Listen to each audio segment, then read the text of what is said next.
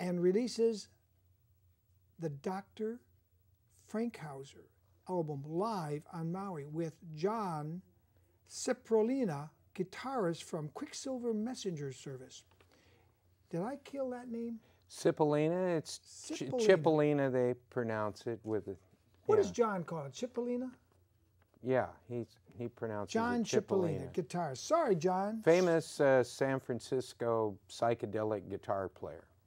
I do think I remember that. In 1990, Merrel starts hosting a satellite TV show called California Music. That aired to 15 million viewers nationally 3 times a week for over 3 years. The show featured various famous musicians: Dean Torrance, you know as Jan and Dean, John McEwen, Nitty Gritty Dirt Band. I mean, who doesn't remember the Nitty Gritty Dirt Band? Everybody remembers Ed Cassidy and Randy California, Spirit, piano whiz Nicky Hopkins, and the Beatles and the Rolling Stones, and many others. In 1985, Merrel records and releases on The Blue Road a 2-CD set with Spirit drummer Eddie Cassidy and John McEwen and others. 2000, Merrel teams up with record and movie producer William E. McEwen, Steve Martin, Allman Brothers, Nitty Gritty Dirt Band to produce Return to Mu, a concept album about a lost continent. If you think we might get into UFO stuff and way out there, stick around. We're just warming up. In 2001, Merrel hosts the Tiki Lounge TV show with musical guests and interviews that is still airing on the California Central Coast and Hawaii. In 2003 to 2009, Merrel records and releases 3 volumes of instrumental surf music titled Rockin' and a Surfin'. In 2010, Merrel's 1967 song, Tomorrow's Girl, is included on the Rhino Records compilation CD set, Where the Action Is. I'm going not to make the comment that was going through my head just then. Merrel, I'm going to let that go. Where the Action Is, in 1965 and 68, and is nominated for a Grammy. Now we're talking Grammy, and we're talking serious stuff. In 2011, Merrel's Messenger to the Universe is released for the first time on CD, and a Merrel Fankhauser, the best of 2 CD set, is released with songs from 1963 to now. The UK label Gonzo Multimedia also reissues Return to Mu and 2 volumes of the Tiki Lounge TV show on DVD. 2012, Merrel's, quote, Area 51 suite is slated for spring release, and also a song titled Two Guys from the 60s on a CD compilation tribute to Sky Saxon of the Seeds. The compilation will also feature songs by David Bowie, the Bangles, Iggy Pop, 9 Inch Nails, and others. Wow. I mean, wow, Merrel. I didn't know you were going to read the whole thing, Bill. I think it deserves to be read. Who was that guy that did all of that? I'm tired just listening to that. Well, Merrel, it's great to have you here on the show. I'm really happy Gonzo's picked up, and I mean, you seem to have a life that just keeps coming back, and it all started with your inspiration when you were 17.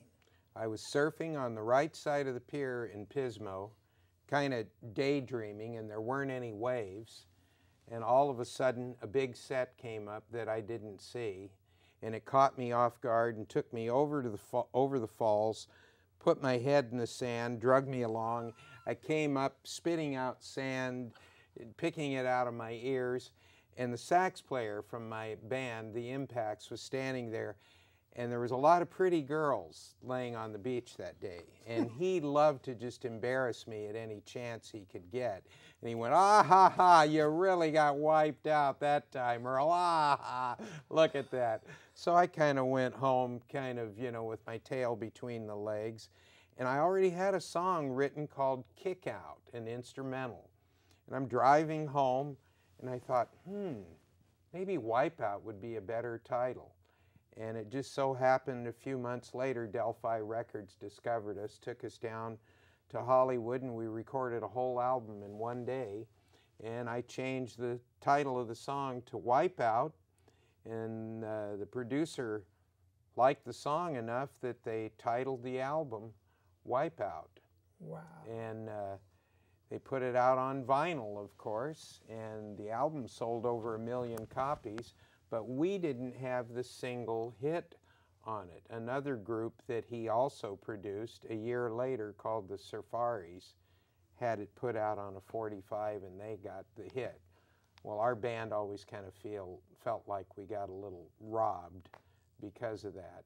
Did you sell him the rights to do that one? No, I didn't even have a copyright on it. I knew nothing about copyrights or ASCAP, you know, the American Society of Authors and Composers that gets your airplay royalties. I had no idea, and this producer, he put it all in his name, the entire album, and I didn't get the rights back till 1994, and now it's out on CD. Warner Brothers bought it and put it out on CD. How did you get your rights back to it? Well, the copyright then was a 28-year copyright, and I had, after getting ripped off once, I studied everything, and 40 albums later, I was almost like a music attorney, and I realized I can't let this happen again. And then when I noticed the copyright was going to expire, I went in and re-copyrighted it real quick before the crook that stole it in the first place could do it again. Before he remembered time was coming up. Yeah, well, he ripped off a bunch of other groups in LA, and he left for the Bahamas with a big sack of money. And he surfaced in 1994 when the movie Pulp Fiction came out, because another group I was playing with had a song in it, and he had produced some of these songs, and he figured he was going to come in for the big kill then. But you beat him to the punch. Yeah. How much money do you think you lost simply because he just took you in and said, "Come here, Merrel, my nice little boy"? And well, he did that to a lot of young bands that were naive, that just wanted to play this music. And it was kind of interesting, Bill, how all of these teenage bands from up and down the California coast, from Northern California clear down to LA, all of a sudden picked up guitars and started playing this instrumental music. So he would just take them in and record an album on them for $200, go sell it to a label for thousands, and sign all the rights away to himself and walk away going, ha, ha, ha. And what did he give you? A Big Mac and fries and Yes, $100? We did. Well, McDonald's wasn't around yet, but I remember they gave us hamburgers and fries and a chocolate milkshake when we took a break at the studio. They give you $100 after that? Oh, no money. Oh my God, Merrel. They really took you to the cleaners, shook you upside down, and exactly slapped you on your bare butt and said, "Thanks, boys." And there's so many bands that I know that when they were teenagers, they'll tell you the same story. Well, in an upcoming show next month, I'm going to do a little tribute to a guy that used to play with Elvis Presley. And I went to his tombstone in Jacksonville, Florida, guided by his brother. And he did the crazy stuff on the guitar with Elvis Presley way, way, way back early. Scotty Moore? I'm not going to say yet. James Burton. This guy was good. Well, and Scotty Moore was his first guitar His player. picture is on the tombstone. And when I heard the sad story, how he got robbed. Yeah. Same like you, except he had actually got some rights established. Well, that's a long, sad story, and I don't want to, but we're going to talk about that next month. And it seems to be these guys from Hollywood. Note, I am not from Hollywood. We're 150 miles north of Hollywood. I have no connection with the movie moguls in Hollywood. Want no connection with those people. But you're doing out good. And this Wipeout, I remember hearing this, and it made me want to come to some place where they had waves. And it would be many, many years before I would actually get to surf and know what this whole thing, because I was from the Midwest. Yeah. You know, I was, you know, if I was lucky, I got to not step in cow pies Right. and pick cherries. Yeah. You know, that was my summer. I wasn't surfing. I was picking cherries and avoiding the cow pies. And maybe I got to go to the lake and see some girls in what we call two-piece bathing suits. We didn't have bikinis. No, yeah. bikinis were no, that was so risque. If somebody was in a bikini, call the sheriff. Yeah. We've got an exhibitionist here. You know, that's where I came from in the 60s. And to think all this time you were having a great time getting ripped off here in California. But now, how much money do you think they made off your wipe-off? Did you ever research it to find out? Yeah, I tried to get Delphi to give us an accounting once, and he said, because he was crooked too, he's the one that discovered Richie Valens and a bunch of other surf bands. He says, well, it'll cost you $5,000 to audit my books. Have you got that, kid? $5,000 up front just to audit my books. And he had a reputation of not paying. So I'm sure it was in the millions. And before he died, he sold his entire catalog of all these surf bands to Warner Brothers for millions. They would never tell you exactly how many millions it was, but for millions. So he died with a lot of money, and I'm sure if his wife is still alive, I know he has a son, they're living pretty good. Off all this young talent. Yeah. Well, right now, you've got this Gonzo. This is a beautiful thing that, I don't know if we can get a close-up of this Gonzo did for you. And this is the republishing now. This is my current TV show, Tiki Lounge, that I've been doing since 2001. That's seen all over the Central Coast in Hawaii.